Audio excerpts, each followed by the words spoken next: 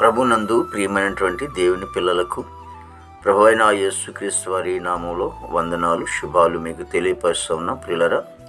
గడిచిన దినమంతా కూడా ప్రభు తన కృప వాత్సల్యంలో భద్రపరిచి క్షేమమును, ఆరోగ్యమును, ఆయుస్సును అనుగ్రహించి మరి నూతన దినాన్ని ప్రభు మనకు అనుగ్రహించారండి.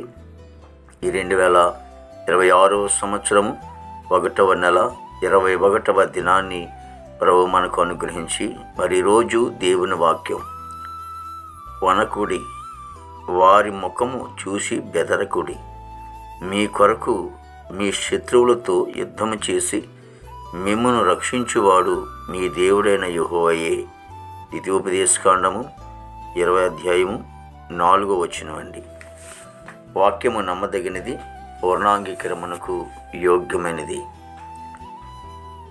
మన జీవితాల్లో మరి అంటే భయము, ఒకేలా బెదురు మన జీవితాల్లో ఉంటున్నప్పుడు మనకు వచ్చినటువంటి ఇబ్బందులు బట్టి, మనకు వస్తున్నటువంటి శోధనలు బట్టి, సమస్యలను బట్టి,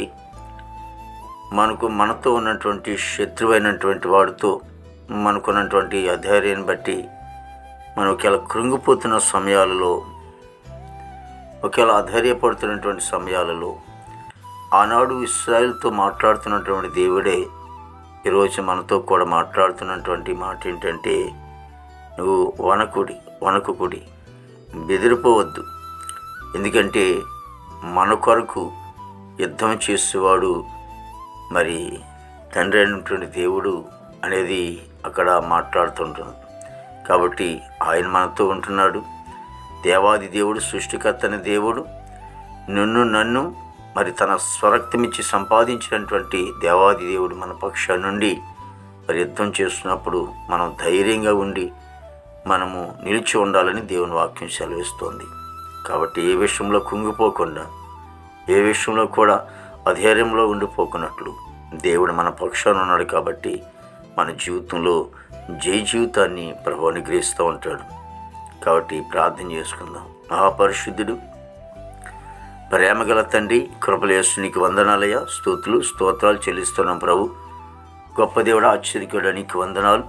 ప్రతి కుటుంబాన్ని కూడా మీరు ఆశ్రయించి దీవించండి. మా భారతదేశాన్ని మీరు ఆశ్రయించి దీవించి ప్రభావిగో తండ్రి, నాయకులు, అధికారులు అందరూ కూడా మంచి ఆంతరం పండి. సరిహద్దులో సైనికులు మంచి ఆంతరం పండి.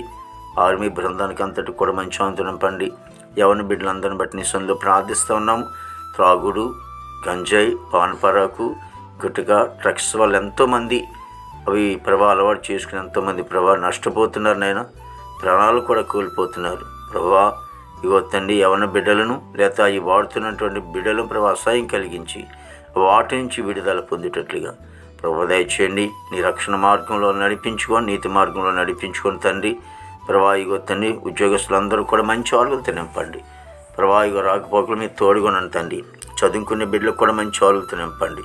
ప్రభా మా దేశ పాడి పంటలందరూ కూడా మీరు ఆశ్రయించి దీవించండి. హాస్పిటల్, రూమ్స్, హాస్పిటల్, జైల్లో ఉన్న బిడ్డలు విడుదల చేయండి. కోర్టు గొడవలు, కేసు గొడవలను కూడా కొట్టివేసి రక్షణ లేని వారు రక్షణ తెచ్చేయండి. మారు మనసు లేని వారు మారు మనసు తెచ్చేయండి. వివాహం లేని బిడ్డలకి వివాహం తెచ్చేయండి. గర్భఫలం లేని గర్భిణీ శిశు సుఖం డెలివరీ తెచ్చేయండి. తల్లి బిడ్డ క్షేమ తెచ్చింది. తనకి స్తోత్రం. ప్రతి సేవకుడు వారి బిడ్డను, సంఘం, పరిచయం అంతా మీరు ఆశ్రయించండి.